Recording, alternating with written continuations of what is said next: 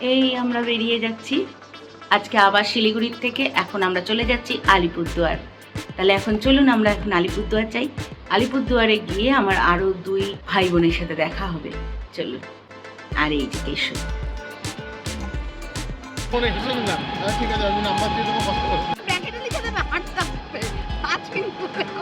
আমরা শিলিগুড়ি জংশন পৌঁছে গেছি। সকাল 7টায় আমাদের ট্রেন। অলরেডি প্ল্যাটফর্মে ট্রেন দিয়ে দিয়েছে।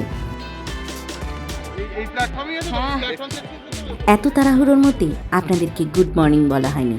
গুড মর্নিং বন্ধুরা, আমাদের ট্রেন ছেড়ে দিয়েছে। চলুন এবার আমরা এগিয়ে যাই জঙ্গলের ভেতর দিয়ে।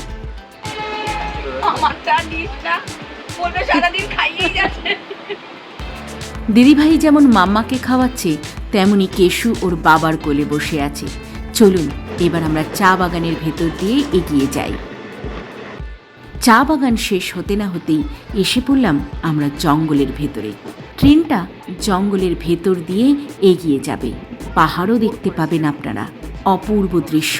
সত্যি বলতে ট্রেনের সিটে বসে থাকা যায় না।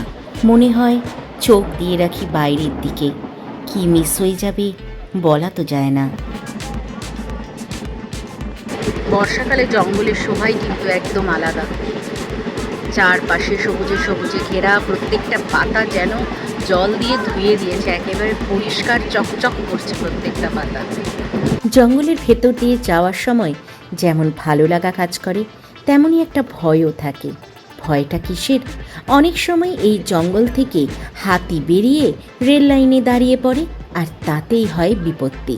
ভগবান করুন এমন যেন কোনো ঘটনা আমাদের সাথে না হয়। পৌঁছে গেছি সেবক।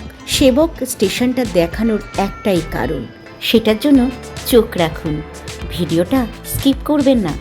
এই যে সেই বিখ্যাত করোনেশন ব্রিজ, আমরা যার কথা সবাই জানি।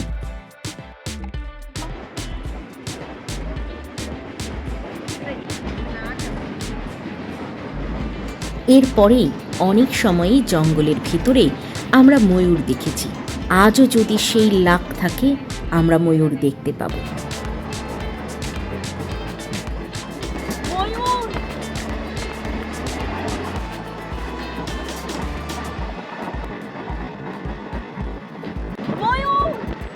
পরপর 2টো ময়ূর দেখতে পেয়েছি। আপনারা লক্ষ্য করলে আপনারাও দেখতে পাবেন।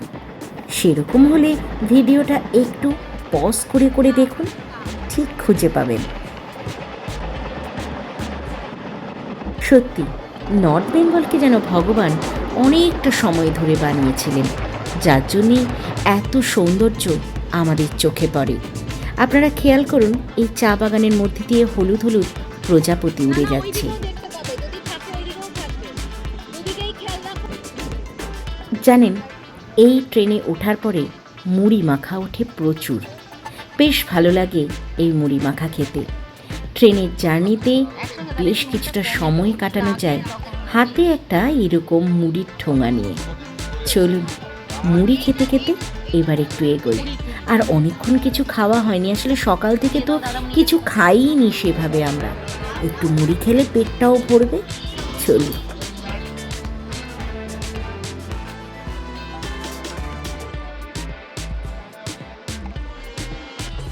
মুড়ি ঝুড়ি খাওয়ার পরে বেশ কিছুক্ষণ গল্প জুড়েছিলাম আমরা। এবার চলুন আবার একটু প্রাকৃতিক দৃশ্য দেখি।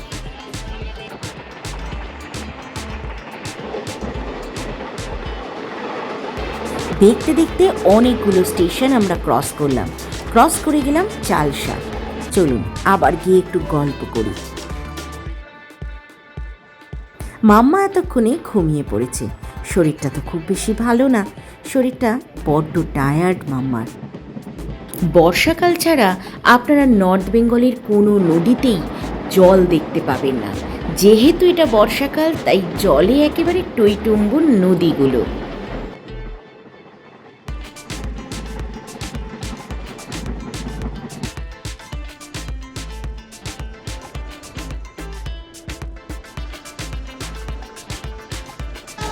ট্রেন হর্ন মারতে মারতে এগিয়ে চলেছে।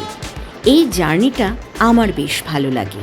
মাত্র 4 থেকে 4.5 ঘন্টার মধ্যে শিলিগুড়ি থেকে আলিপুরদুয়ার পৌঁছে যাওয়া যায়। প্রথমে ভেবেছিলাম আলিপুরদুয়ার জংশন নামব, পরে মাঝখানেই আমাদের প্ল্যান চেঞ্জ হলো। আমরা আলোচনা করে ভাবলাম রাজা ভাত খাওয়া বলে যে স্টেশনটি আছে আমরা সেখানেই নেমে যাব। সেখান থেকে আমাদের ফরেস্টের ভেতরে যে রিসর্টটা আছে সেটা খুবই কাছে হবে। এবার আমাদের নামার পালা, স্টেশন এসে গেছে।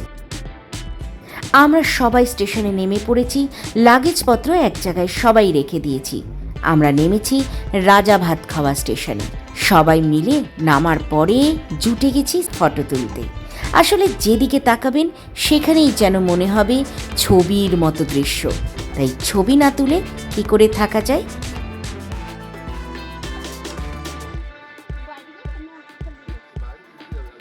একটু হাঁটাহাঁটির সময় চোখে পড়ল এই রকম প্রজাপতির মেলা। এই যে সবাই বসে আছে দেখুন, কত কত প্রজাপতি। চলুন এবার আমাদের এগোতে হবে। আমরা এখন চলে যাচ্ছি রেল লাইনের ওপারে। ওপারে যাওয়ার কারণ হচ্ছে, বলেছিলাম আমার এক ভাই বোন আসবে, ওরা একটু বাদেই এসে পড়বে। এই দোকানটায় বসে আমরা একটু চা বিস্কুট এগুলো খেয়ে নিচ্ছিলাম, আর দিদিভাই মাম্মাকে খাওয়াচ্ছিল। আমাদের অটো এসে গেছে, এই অটোতে করেই আমরা চলে যাব রিসর্টে। চলুন বসে পড়ি অটোতে। অটোতে বসা মাত্রই মাম্মা প্রেমেরও জোয়ারে গান শুরু করেছিল। মাম্মার গান শুনতে শুনতেই আমরা এগিয়ে যাচ্ছি রিসর্টের দিকে। শুভঙ্কর আর তৃপ্তি, ওদের কথাই বলছিলাম, ওরা অলরেডি এসে পড়েছে। এই হচ্ছে আমাদের রিসর্ট। ওই যে মেয়েটিকে দেখতে পাচ্ছেন, ও হচ্ছে তৃপ্তি। দাঁড়ান দাঁড়ান, শুভঙ্করকেও দেখাবো। তৃপ্তি মাম্মাকে হাতে নিয়ে এগিয়ে গেছে। চলুন আমরাও এগোই। আমাদের এই রিসর্টটা কিন্তু পুরোপুরি অরণ্যে ঘেরা। ঢুকতে ঢুকতে লজ্জাবতী দেখতে পেয়ে দাঁড়িয়ে পড়েছিলাম। চলুন এগিয়ে যাই। এই যে আমাদের রিসর্ট, দেখুন চারপাশ পুরো ফাঁকা। গতকালও নাকি একটা হাতি এসেছিল। হাতি আসলে বোঝা যায় কিভাবে? হাতি পটি করে রেখে যায়, তাতেই বোঝা যায় হাতি এসছিল, আর এরা আগেই টের পেয়ে যায়। চলুন আমাদের রিসর্টে এবার আমরা ঢুকে পড়ি। এই রিসর্টটা যেহেতু কোর ফরেস্টের ভেতরে, তাই খুবই কম লোক আসে। যেমন এই রিসর্টে এখন শুধু আমরাই ফ্যামিলি, ব্যাস আর কেউ নেই।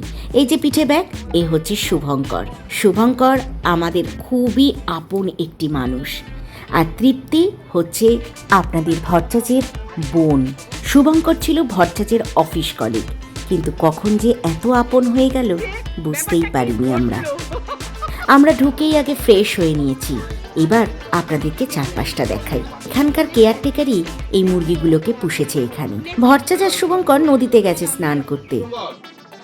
ওই যে ওদের গলার আওয়াজ পাওয়া যাচ্ছে, তার মানে ওরা এসে গেছে নদীর থেকে। ওই যে পাইপ নিয়ে স্নান শুরু করেছে। এই দুটো যদি এক জায়গায় থাকে না, কিছু না কিছু ওদের অ্যাক্টিভিটি চলতেই থাকে। দেখুন আপনারা, এই যে মাম্মা শুনতে পেয়ে দৌড়ে আসছে। মাম্মাও খুব মজা পেয়েছে।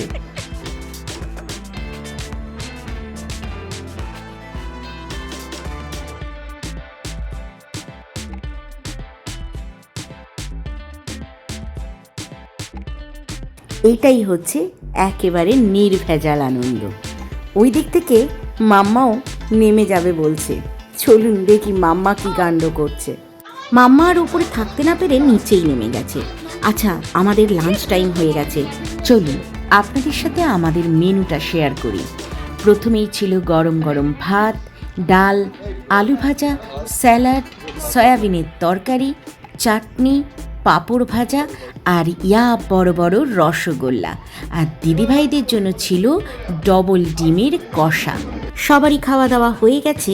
এখন দিদিভাই মাম্মাকে খাওয়াতে বসেছে। মাম্মাকে খাওয়ানো তো অনেকটা ঝক্কি, আপনারা সবাই জানেন। তবে শুভঙ্কর আজকে মাম্মাকে খাওয়াতে হেল্প করেছে।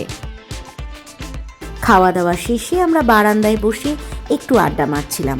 তবে এখন একটু বিশ্রাম নিতে হবে। সেই ভোর 5টায় আমরা উঠেছি। চলুন একবার কেশবকে দেখিয়ে নিই। এই যে কেশবকে খেতে দিয়েই কিন্তু আমরা খেতে গিয়েছিলাম। এবার ওকে ঘুম পাড়িয়ে দেব। আপনাদের আজকের ব্লগ নিশ্চয়ই ভালো লেগেছে, তাহলে দেরি না করে লাইক, শেয়ার, সাবস্ক্রাইব করে দিন।